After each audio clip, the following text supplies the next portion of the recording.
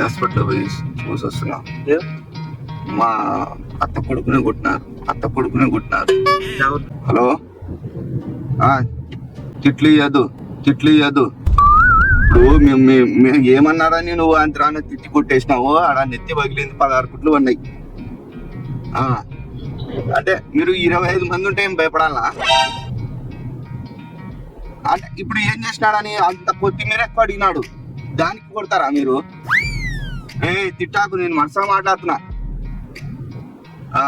అంటే వస్తున్నాను ఇప్పుడు, అటు నుంచే పెద్దపాటి సైడ్కి వస్తున్నాను. ఏమి ఇప్పుడు అంటే నువ్వు 25 మంది ఉంటే భయపడాలా? ఇక్కడ నాతో పాటు కూడా ఒక అన్న ఉన్నాడు.